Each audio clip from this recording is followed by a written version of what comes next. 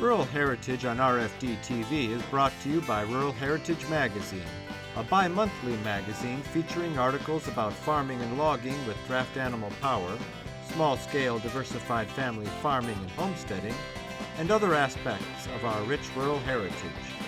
Rural Heritage Magazine, borrowing from yesterday to do the work of today. For subscription information, please call 319-362-3027 or order online at www.ruralheritage.com. Hi, I'm Joe Mishka. Welcome to another episode of Rural Heritage TV. Good morning. We're at Lake FarmPark in Lake County, Ohio, which is northeast Ohio, not far from where we live, about an hour west of where our farm is.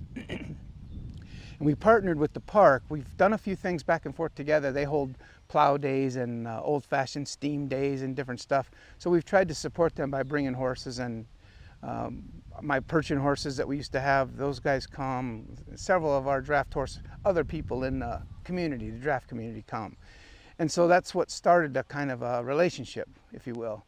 So when they found out that we run the nonprofit of Saving Suffolk, they asked, would it be possible to put a Suffolk show on here? So thankfully, the last 2 years we had raffles, and Saving Suffolk did a few things. People generously donated, and we were able to raffle those items off. So the results of that raffle gave us enough money, with the park partnering with us, to put this show on and present the Suffolks to the public. It's a really nice outreach, and the park is a beautiful place. So when people came, they not only got to see the Suffolks, they got to see a lot of the farming community, which at the end of this mission, if there's a niche for draft horses, it's going to be on the small farming, homesteading type places. And this is a perfect venue. It brings the right people in, even if it brings in people that ask questions. But we see a lot of younger people, and children are fascinated by them. So pick a breed. Draft animal power is definitely still a valuable option for our community. The park hosting us, they've been very nice. They let us camp here. They've helped us out in every way. We couldn't thank them more. It's been fantastic. What we did, we put on a regional, if you think of the North American Suffolk Horse Association as the hub of the wheel, we're trying to get these outcroppings in local areas so we can present the Suffolks at a local level where we understand our audience and we know what's best, versus trying to get everyone to converge across the nation. So we were able to put together this show. We have people here from 4 states, Ohio, of course, several from Ohio, but also Michigan, Kentucky, and Pennsylvania, which that's fantastic. And we have 20 horses here. And when you figure the amount of Suffolks in North America, which is somewhere 1,500-ish, that's a pretty good showing. And like all of us, we're a little bit diverse, so you have bigger ones, smaller ones, wider ones, tall ones. And that's a nice thing too, because people that are coming and they're learning about breeders and breeding, some people had never seen the Suffolks before. And the park itself, when it opened, had Suffolk horses. So they're excited to have us here. We have, I think all breed organizations probably have this, although I'm more active in this one, so I guess I know more about this one. But it's like being in a family. We get together in the evening afterwards, we break bread, we talk about things, we share stories, funny stories. You know, we currently, when we were putting this show together, we had a lot of things happen. My wife had an accident, or 2 ladies had to have surgeries. It's just been one thing after another, and yet here we are all together, supporting one another and looking out for one another. And so that all starts around a fire, but it also opens up lines of communications with who has what breed, where's horses for sale. It opens up a whole lot of information that we wouldn't otherwise have. And it makes it fun. Last night they sat around the fire and probably played music for an hour and a half, just 15 or 20 people enjoying each other's company. That's a beautiful thing. No matter if you're a Suffolk guy or not, that's a beautiful thing. What's the website for Saving Suffolk? SavingSuffocks.com.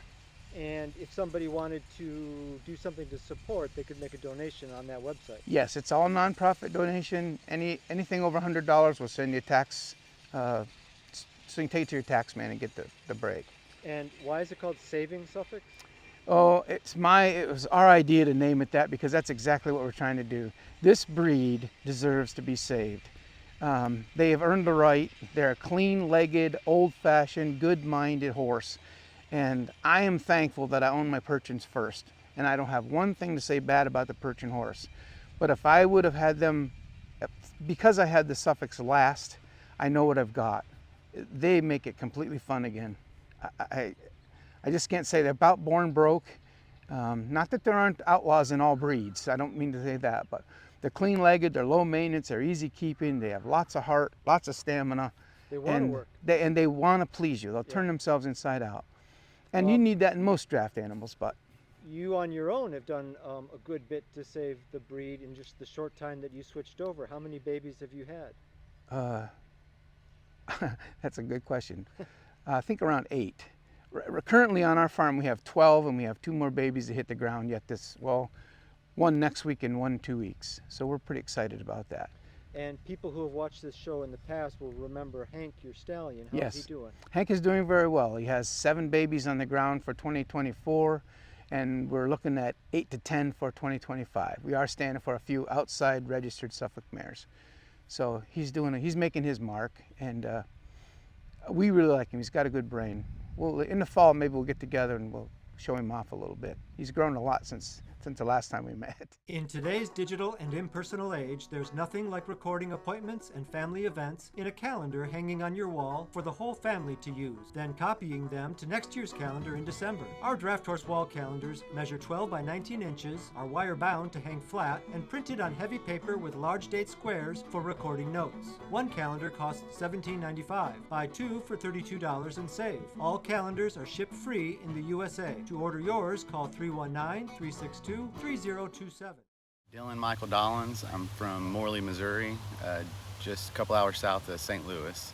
And you've got horses at home? Yes, sir. I got 2 teams. I got a team of geldings. They'll come in 3-year-olds this September, and a team of mares. One of them's 14, the other one's 17. I just got those. I ain't even had a chance to harness them yet. So you got that to do when you get home? Yes, waiting sir. For you. Yeah. Ready to go to the woods. Yeah, awesome. And tell me where you got them from. I got the geldings from Chris Pidcock. He's, apparently well known for setting people up with Suffolks. The mares I got from Jake Summerfield, I think is his name, out of Nebraska. I think he won his first Suffolk from the Suffolk the raffle that they have. That's how he got his first one. Cool. What do you do with them at home? At home, I plan on doing a lot of logging. That's going to be my main thing, and then probably do some hay and garden and stuff like that. And also, I'd like to do a little carriage service. I don't want to do too much to take away from the logging. That's what I want to do. And because you're logging with horses and you won't have all that equipment to pay off, you can do even firewood logging and still make money. Probably. Oh yeah. You can do pulpwood. You can do anything with them. Your initial investment in the horses. After that, it's just everything is profit. So they pay for themselves quick. Especially if you can get into some nice timber with some white oak or some walnut or something, even better. Did you grow up with horses? I had some riding horses here and there, but I was never taught, how to train them right or do anything with them. So it was just, you get on them and hope it goes good. And if it doesn't, it was a bad day and you keep trying. And so I kind of got out of it as I got a little older, and I couldn't get hurt. I had a family to raise, so I can't get injured. So I got out of that. Was it hard to get going with the draft horses? Hard to learn? Initially, it was hard to kind of get into the circle, not because of them, but just to find an initial number, which I kind of went a weird way. I was watching Working Horses with Jim, and I was talking to my oldest son. He's 12, just saying I need to get a hold of somebody to try to figure out, how I can get apprenticed with them or something. And within 5 minutes, he had Jim Gordon's phone number for me, and I called Jim, and Jim got me in touch with Jason Rutledge, and then Jason got me in touch with Ben Burgess. And since then, we've been going pretty hard. So cool. My name's Ty Moore. Me and my wife Christina got a little place in Adams County, Ohio, Winchester, Ohio. A little place where we raise a little corn, feed a couple hogs a kilo every year, feed our chickens, feed the horses. Got a big garden. Just a good place to raise their family. My kids are growed up and gone now, but Tell me your history with horses. wasn't allowed to have no horses when I was a youngin'. Never had a horse till I was 18 years old. I left home right out of high school and went to Wyoming for about 4 years. Worked on some big cow outfits. We fed with a team and kind of got the bug. I've dabbled around. I've had halflingers, Belgians, crossbreds, a little bit of everything, but I wanted a Suffolk. How come? I know there wasn't very many. Everybody I spoke to about them really bragged them up really good. Folks really like them. They're a good, honest, working horse. Not easy to come by. How'd you get yours? I looked and called and with no luck. And the path I went down was trying to gather some horses for a plow day that we have in the county. And I called Jason Rutledge. And Jason put me in contact with Chris Bedcock because he was about 2 hours away from us. And that's kind of where it all began. Chris set me up with a pair of horses, and ain't no turning back now. Me and Chris have become real good friends. He's the kind of person the Suffolk breed needs. One of the things you got to do when you're horsepower farming is deal with whatever kind of equipment you can find and afford. Can you talk about that a little bit? Yeah, good used equipment that you can afford is pretty hard to come by. I usually find something in the junk pile and fix it up myself, and I like to tinker with things, and I've made a few pieces all my own brand new invention that I mess with, but you can't afford to pay the new price on things. You know, a new riding plow is $5,000. You can buy this out of somebody's flower bed for $100, do a little work on it and go to work. And even if somebody isn't particularly handy, they might be able to find somebody that would be, because you enjoy it. I do, very much so. It's usually the crazy feller with all the junk in his yard that nobody wants to talk to that'll help you the most. Tell me about your corn hiller. My tater healer? Oh, your potato hiller. Yeah, I'm sorry. I got down with the gout. Didn't have nothing to do but play around on the internet for several days. I couldn't go to work. And I got to thinking about healing my taters. We'd had a lot of rain and it needed done, and I was laying in the chair. And I had an old 22.5 Bud wheel off a big truck, and I thought that'd work just perfect. So when I got healed up, I cut a couple notches in it with a torch to put a chain in and went to the tater patch, and it worked really good for about 30 feet until it filled full of dirt. So I emptied it out and went back to the shop and cut a big notch in the back of it to let the dirt out, and it's probably the nicest tater healer I ever had. Works really good. Most of these folks that are doing this, I'm not going to say they don't have many friends, but there's not a lot of people that are as like-minded as we are. And they're looking for anybody that's thirsty for the knowledge or to learn something from them. You know, we want to share and trade and get new people in and learn new ideas. Okay, well, start by telling me your name and where you're from. Yeah, I'm Cameron Howard. I'm from Corden, Indiana. I've got two young Suffolk mares. They're Raina and Dolly. Raina's 3 and Dolly's 5. So I see these big mares in there, you know, and I realize mine just aren't quite as filled out as they'll get. Right. Mm-hmm. And so you switched over to Suffolk talk to me about that a little bit. Yeah, so I've had halflingers for about 10 years, and they're a very versatile horse. I'm not going to talk bad about them, but part of that versatility is they've got the spirit and endurance to do some of the faster paced things, like pull a buggy, and the halflingers that I had were really better suited for that line of work. Once I got them into the garden and started doing some gardening, I realized that they have a natural gait that is faster. I'm not saying that a better horseman couldn't have slowed them down, but where I was, because I was not raised with the skills of horsemanship, I was better suited with something that had a natural lower gear, and the Suffolks I'm finding are just so naturally calm and slow and deliberate, working better in the garden for me. And so you are using them for logging and farming. Yes. Okay. Yep. Talk to me a little bit about that. Are you logging your own land? Yeah, I do some logging on my own land, and I also have a property or two in the vicinity in the same county that I live in that I help manage. Not large scale, you know, nothing about it is large, but we do have a nice market for the firewood even, you know, stuff that maybe other folks might leave behind. We can kind of tighten up our margins by pulling that out and having a sure sale for it any time of year. So. And then what kind of farming do you do with them? The farming, you know, we have a tractor for some of the work and the horses for some of the work. It's largely a one-man operation, and I find it hard, you know, if you get a 4-day window to make hay, let's say, it's hard to get the hay down, do all the fluffing and the raking with horses. So I generally tend to drag out the tractor. But the more years that go by, the more I grab those horses and do more and more of the work with them. So I do have a hay mower. I use it for clipping pastures. I've got a Pioneer homesteader with most of the attachments, and I use that a lot in the garden.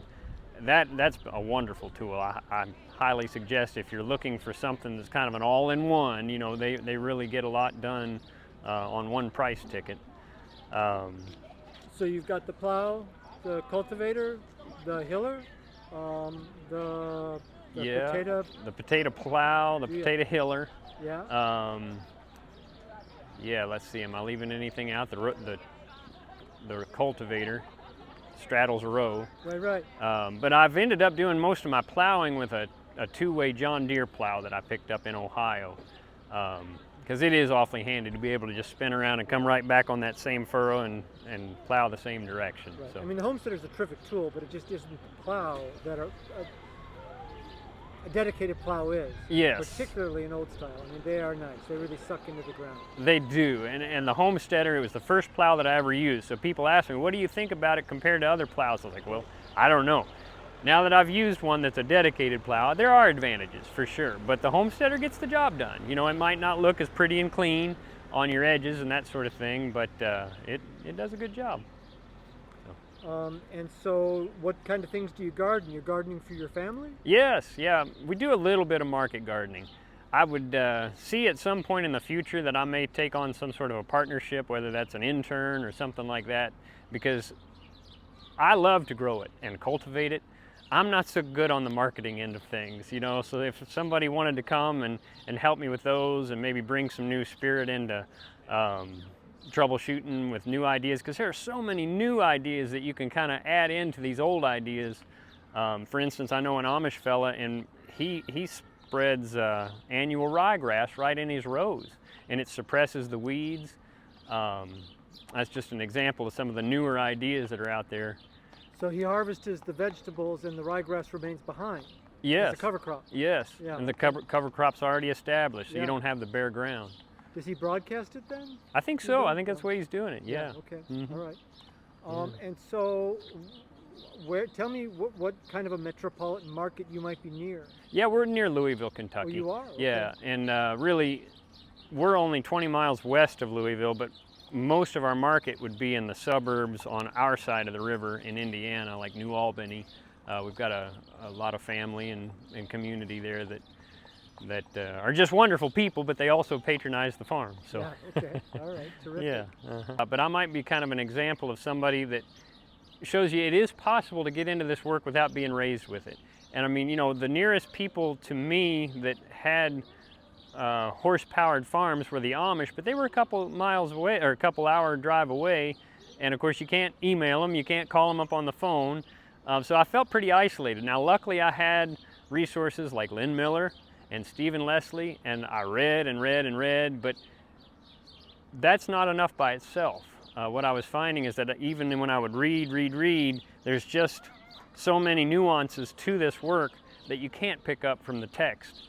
And then when you're then around somebody that is a master, those words become a lot more clear and you can kind of take those tools home. And I've tried to do that, you know, being around guys like Ralph Rice, you know, Ben Burgess. These are Teamsters that I've learned from, and, you know, watch whether they know it or not. I'm watching and I'm learning, and I take that home and try to put it into good use. You know you like watching Rural Heritage on TV, but did you know we have even more stories like these in our bi-monthly magazine? Since 1976, Rural Heritage has been bringing readers stories and photos about training and working with draft animals, as well as information about homesteading, regenerative agriculture, and upcoming events like those featured on our TV show. A one-year subscription costs $34.95. Just call 1-319-362-3027 or visit ruralheritage.com. That's 1-319-362-3027.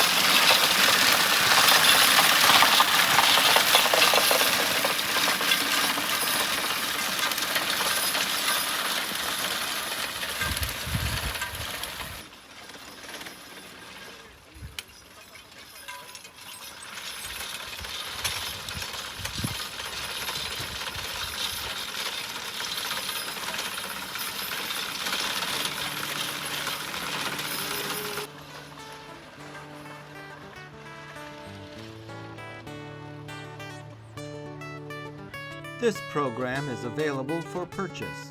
To order your copy, please call 319-362-3027 or visit www.ruralheritage.com. Rural Heritage is a bi-monthly magazine dedicated to draft animal farming and logging, as well as other aspects of our rich rural heritage. It is published by Mishka Press, which also offers a complete line of back-to-the-land books, DVDs, and calendars. Call or write for a catalog or subscription information, or visit our website at www.ruralheritage.com.